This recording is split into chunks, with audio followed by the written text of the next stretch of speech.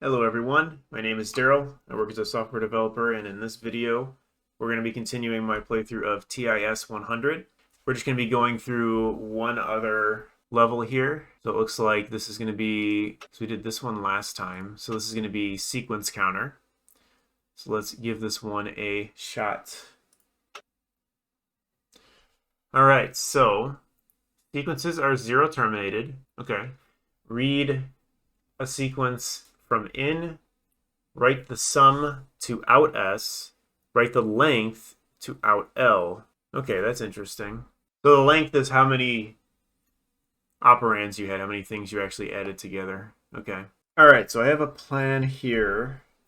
So I'll see if I can make my plan work. And then if this works, then I will go through and explain it. We're going to move up into ACC. JEZ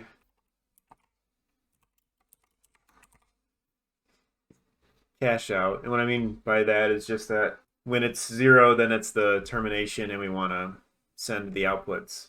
But if it's not, so if it's not, we still want to move a 1 to left and move ACC down, JMP end.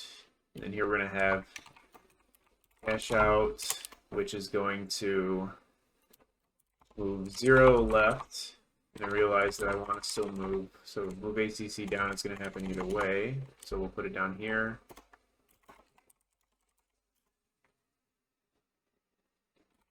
And it's just going to be there, except for we actually want end to be there.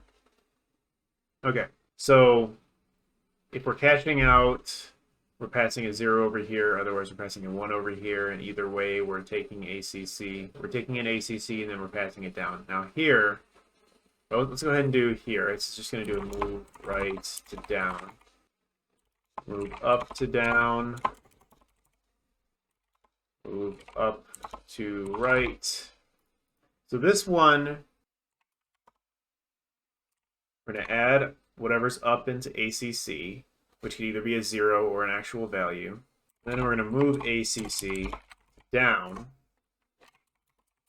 Then we're going to add down, and you'll see how this is set up later. So this is going to move left to ACC, and we'll do the length section after we do this part.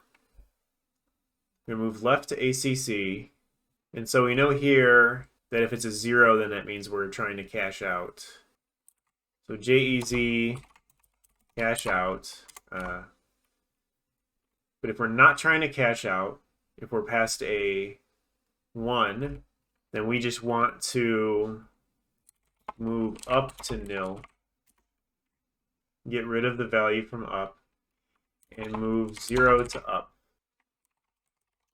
Let me see here. So for cache out, we want to move, first we want to move up into ACC, then move ACC down to offer it up to the output. Then we want to make ACC the opposite of what ACC is. So if it's 50, it'll make it negative 50. And then we're going to move ACC up.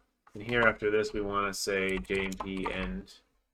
And we will want to end here. So basically what we're trying to do here, so this node is going to accept the value from this node. So this is either going to be a 0 or it's going to be an actual value. Either way, it's going to add that value to ACC. Then it's simply going to take this value and move it down, pass it onto this node, and then it's going to accept whatever this node passes back to it and add it to whatever is in ACC. On this side, so this is basically what's doing the adding. On this side, we're going to pass the value down to here. Then we're going to take whatever this value is. So remember, if this is passing a 1, that means that we want to continue, that everything is fine. There's still, this is not a 0. We're not trying to cache out right now. We're not trying to send output. We just want to keep doing the adding. So it's going to get a 1, and if it gets a 1, then it's going to take the value from this and just throw it out, pass it to nil. We don't need it. Then it's going to move a 0 to up, so this will end up adding nothing to the current value, but it'll accept it and still do the add and then start up the next loop of the iteration of this. And then we just jump to the end. If we're trying to cash out, if this gets past a 0, then we want to take the value that it passed, put it in ACC, and then also pass it to the output. Then we want to negate the value in here. Like I said, if it's 50, then this will be negative 50, and then offer it back up to this node. So if this node is a 50, it'll accept the negative 50, add those together, and make it 0. And then we're at the end. So theoretically, this should work as far as the output for S is going. Now let's go ahead and work with the L here, because we will want to move ACC to right here. So we're going to take whatever this value is. This is either going to be the 1 or 0 that gets passed down here. We also want to pass it to here, because this is going to be another similar decision-making node where it decides whether or not we need to pass out to out.l, but with the value that gets passed down here. So this we are, let's see here. So it's going to be kind of similar, except for, so if we're caching out, we want to move 0 to right. And if we're not caching out, we want to move 1 to right. So if we're not caching out, we want to add 1 to the length. If we are caching out, we do not want to add to the length. So this is just going to move left to down. This one's going to be, actually, I think the same as this one. So we're just going to add up, move ACC down, and add down. I think this is going to be very similar on this side. It's just that we're doing length instead of sum.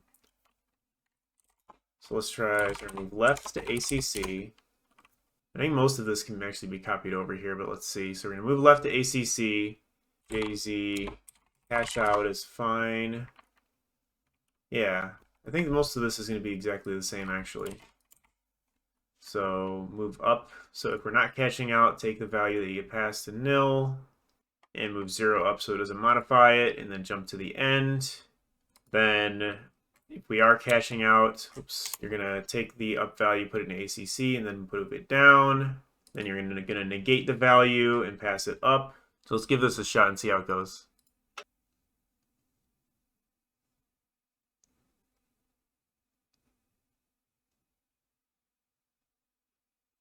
Hey, it looks like it's actually working. Look at that, first try.